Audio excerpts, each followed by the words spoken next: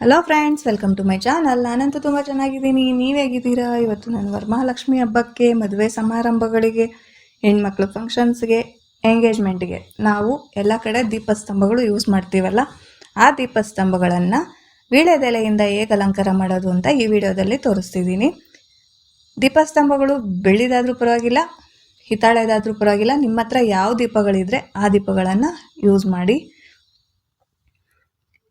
ಎಲೆಗಳು ಬೇಕಾಗುತ್ತೆ, ವೀಳ್ಯದೆಲೆಗಳು.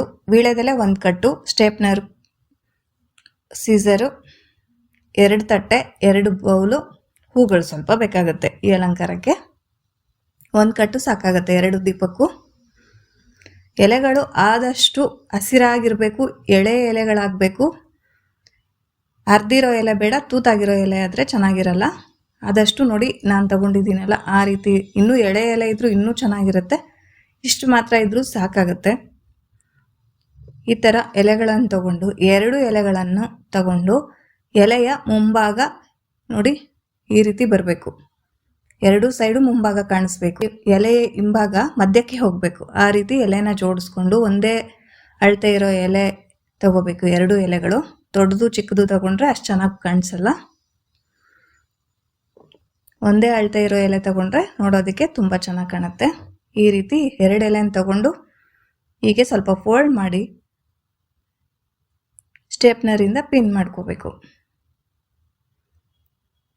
ಹೀಗೆ ಎಲ್ಲ ಎಲೆಗಳನ್ನು ಪಿನ್ ಮಾಡಿಕೊಂಡು ಈ ಅಲಂಕಾರ ಮಾಡಿಕೊಂಡ್ರೆ ತುಂಬ ಸಖತ್ತಾಗಿ ಕಾಣುತ್ತೆ. ಯಾವ ಬೊಕೆನೂ ಬೇಕಿಲ್ಲ, ಅಷ್ಟು ಚೆನ್ನಾಗಿ ಕಾಣುತ್ತೆ.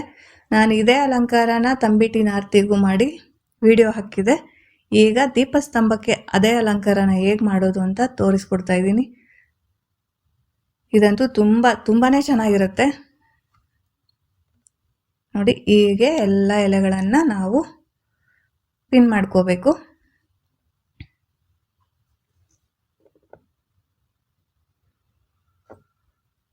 ನಂದು ಎಲೆ ಎಲ್ಲ ಪಿನ್ ಮಾಡ್ಕೊಂಡಿದ್ದಾಯಿತು. ಈಗ ತಟ್ಟೆಗೆ ಜೋಡಿಸೋದು ಹೇಗೆ ಅಂತ ತೋರಿಸ್ತೀನಿ ಬನ್ನಿ. ನೋಡಿ, 1 ತಟ್ಟೆ, 1 ಬಟ್ಲು, ದೀಪದ ಸ್ತಂಭ ಇಟ್ಟು ಆ ಬಟ್ಲಿಗೆ ಸ್ವಲ್ಪ ಅಕ್ಕಿ ಹಾಕ್ಕೋಬೇಕು. ಆಮೇಲೆ ಎಲ್ಲ ಪಿನ್ ಮಾಡ್ಕೊಂಡಿರೋಂಥ ಎಲೆಗಳನ್ನು, ಒಂದೇ ಅಳತೆ ಇರೋ ಎಲೆಗಳನ್ನು ಜೋಡಿಸ್ತಾ ಬರಬೇಕು. ಆದಷ್ಟು ದೊಡ್ಡ ಎಲೆಗಳನ್ನು ಕೆಳಗಡೆ ಜೋಡಿಸ್ಬೇಕು.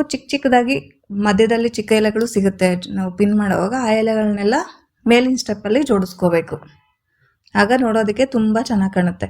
ಅಕಸ್ಮಾತ್ ಏನಾದರೂ ತುಂಬ ಚಿಕ್ಕದು ದೊಡ್ಡದು ಇದೆ ಅನಿಸಿದರೆ ಸ್ವಲ್ಪ ಕಟ್ ಮಾಡಿ, ಒಂದೇ ಸೈಜ್ ಬರೋ ಥರ ಕಟ್ ಮಾಡಿಕೊಂಡ್ರೆ ನೋಡೋದಕ್ಕೆ ತುಂಬ ಚೆನ್ನಾಗಿ ಕಾಣುತ್ತೆ. ದೊಡ್ಡ ಎಲೆಗಳನ್ನೆಲ್ಲ ಕೆಳಗಡೆ ಇಡಬೇಕು, ಚಿಕ್ಕ ಎಲೆಗಳನ್ನೆಲ್ಲ ಮೇಲಿನ ಸ್ಟೆಪ್ಪಲ್ಲಿ ಇಡಬೇಕು.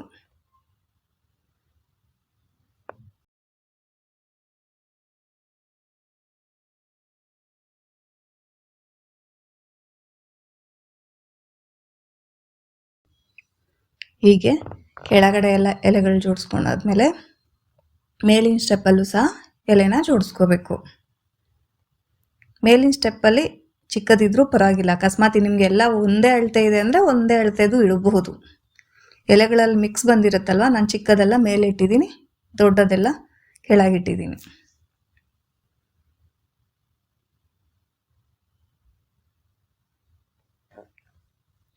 ತುಂಬ ಟೈಮು ತಗೊಳ್ಳಲ್ಲ, 1 ಗಂಟೆ ಬೇಕಾಗುತ್ತೆ 2 ದೀಪಕ್ಕೆ ಮಾಡೋದಕ್ಕೆ. ಯಾವ ಬೊಕೆ ಸಹಿತ ಏನೂ ಆಗಲ್ಲ, ಅಷ್ಟು ಗ್ರ್ಯಾಂಡ್ ಲುಕ್ ಕೊಡುತ್ತೆ. ಹೂವಿನ ಬೊಕೆ ಸಹಿತ ಅಷ್ಟು ಲುಕ್ ಕೊಡಲ್ಲ, ಅಷ್ಟು ಗ್ರ್ಯಾಂಡ್ ಲುಕ್ ಕೊಡುತ್ತೆ. ನೋಡೋದಕ್ಕೂ ತುಂಬ ಚೆನ್ನಾಗಿರುತ್ತೆ. ಯಾಕಂದರೆ ಹಬ್ಬದ ಟೈಮಲ್ಲಿ ಹೂಗಳೆಲ್ಲ ತುಂಬ ರೇಟ್ ಇರುತ್ತೆ ಬೊಕೆ ಎಲ್ಲ ತೊಗೊಳೋಕ್ಕೆ. ನಾನು ಯಾವಾಗ ವರ್ಷ ಹಂಗೆ ಮಾಡ್ತಿದ್ದೆ. ಈ ವರ್ಷ ನಾನು ಹೀಗೆ ಟ್ರೈ ಮಾಡ್ತೀನಿ. ನನಗಂತೂ ತುಂಬಾ ಇಷ್ಟ ಆಯಿತು. 1 ಕಟ್ಟೆ ಎಲ್ಲ ಇದ್ದರೆ ಸಾಕು, ಈ ರೀತಿ ಮಾಡ್ಕೋಬೋದು, ತುಂಬ ಚೆನ್ನಾಗಿ ಕಾಣುತ್ತೆ. ಈಗ ಹೂಗಳನ್ನು ಜೋಡಿಸ್ತಾ ಇದ್ದೀನಿ. ಇನ್ನೊಂದು ತಟ್ಟೆಗೆ ಜೋಡಿಸಿದ್ದು ನಾನು ವಿಡಿಯೋ ಹಾಕಿಲ್ಲ, ಯಾಕಂದರೆ ತುಂಬ ಲೆಂತಿ ಆಗುತ್ತೆ. ಅದನ್ನೇ ಏನು ಅಂತ ಒಂದೇ ದೀಪಕ್ಕೆ ಜೋಡಿಸಿರೋದನ್ನು ಮಾತ್ರ ಹಾಕಿದ್ದೀನಿ. ನೋಡಿ, ಹೂಗಳನ್ನು ಜೋಡಿಸ್ತಿದ್ರೆ ನಿಮಗೆ ಗೊತ್ತಾಗ್ತಿರ್ಬೇಕು ಎಷ್ಟು ಚೆನ್ನಾಗಿ ಕಾಣಿಸ್ತಿದೆ ಅಂತ. ಇನ್ನೂ ಅಮ್ಮನವ್ರ ಮುಂದೆ ಇಟ್ಟರೆ ಅಂತೂ ಎಷ್ಟು ಚೆಂದ ಕಾಣುತ್ತೆ ಅಂತ ಹೇಳೋಕ್ಕೆ ಆಗಲ್ಲ. ನನಗಂತೂ ಸಖತ್ ಖುಷಿ ಆಯಿತು ರಾತ್ರಿ ಮಾಡಿದ್ದು. ಇದು ತುಂಬ ಚೆನ್ನಾಗಿ ಕಾಣ್ತಿತ್ತು.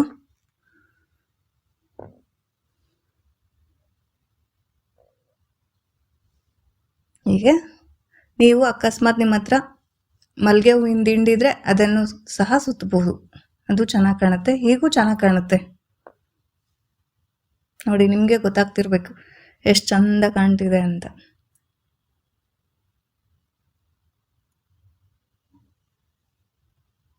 ನೋಡಿ ಚೆನ್ನಾಗಿ ಕಾಣ್ತಿದೆಲ್ಲ.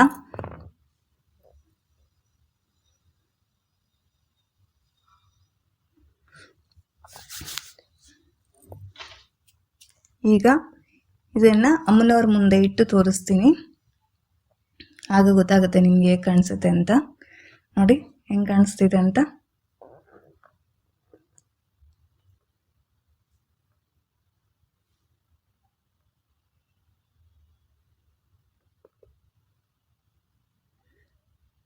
ಬೆಳ್ಳಿ ದೀಪನೇ ಆಗಬೇಕು ಅಂತ ಏನಿಲ್ಲ, ನೀವು ಹಿತ್ತಾಳೆ ದೀಪ ಇಟ್ಕೊಂಡು ಮಾಡ್ಬೋದು, ಅದಕ್ಕೂ ತುಂಬ ಚೆನ್ನಾಗಿ ಕಾಣುತ್ತೆ.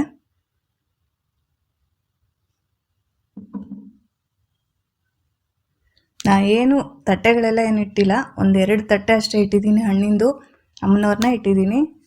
ಎಷ್ಟು ಚೆಂದ ಕಾಣ್ತಿದೆ ಅಂದರೆ ನೀವು ನೋಡಿದರೆ ನಿಮಗೆ ಗೊತ್ತಾಗುತ್ತೆ. ನಾನಂತೂ ಈ ಸರಿ ಹೀಗೆ ಮಾಡ್ತೀನಿ, ಬೊಕ್ಕೆ ಎಲ್ಲ ತರಲ್ಲ, ಯಾವಾಗಲೂ ಬೊಕ್ಕೆ ಎಲ್ಲ ತಂದು ಇಡ್ತಿದ್ದೆ. ಈ ಸರಿ ನಾನು ಹೀಗೆ ಮಾಡ್ತೀನಿ.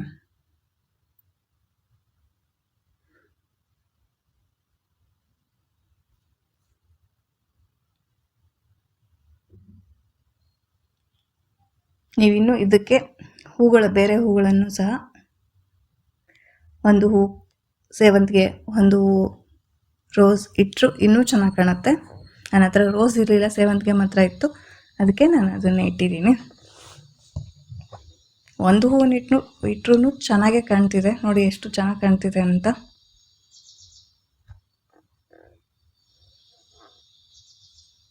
ಇನ್ನೇನು ಬೇಡ, ಒಂದು 3ರಿಂದ 5 ತಟ್ಟೆ ಇಟ್ಬಿಟ್ರೆ ಫುಲ್ ಗ್ರ್ಯಾಂಡ್ ಲುಕ್ ಬಂದುಬಿಡುತ್ತೆ. ವರಮಹಾಲಕ್ಷ್ಮಿ ಹಬ್ಬಕ್ಕೆ ಫಂಕ್ಷನ್ಸಿಗೂ ಮಾಡ್ಕೋಬೋದು, ಫಂಕ್ಷನ್ಸಿಗಂತೂ ಇನ್ನೂ ಗ್ರ್ಯಾಂಡ್ ಲುಕ್ ಬಿಡುತ್ತೆ.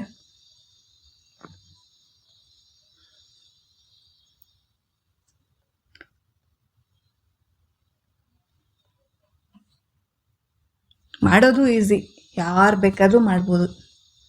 ಒಂದು ಇಬ್ಬರು ಕೂತ್ಕೊಂಡ್ರೆ ಒಂದು ಅರ್ಧ ಗಂಟೆಯಲ್ಲಿ ಮಾಡಿಬಿಡ್ಬೋದು. ಒಬ್ಬರು ಪಿನ್ ಮಾಡಿಕೊಡ್ತಾಯಿದ್ರೆ ಒಬ್ಬರು ಜೋಡಿಸ್ಕೊಳ್ತಾ ಹೋಗ್ಬೋದು. ನೋಡಿ ಹೆಂಗೆ ಕಾಣಿಸ್ತಿದೆ ಅಂತ. ವಿಡಿಯೋ ಇಷ್ಟ ಆದರೆ ಲೈಕ್ ಮಾಡಿ, ಶೇರ್ ಮಾಡಿ, ಸಬ್ಸ್ಕ್ರೈಬ್ ಮಾಡ್ಕೊಳ್ಳಿ. ನಿಮ್ಮ ಫ್ಯಾಮಿಲಿ ಫ್ರೆಂಡ್ಸಿಗೂ ಶೇರ್ ಮಾಡಿ. ಹೇಗೆ ಕಾಣ್ತಿದೆ ಅಂತ ಕಮೆಂಟ್ ಮಾಡಿ.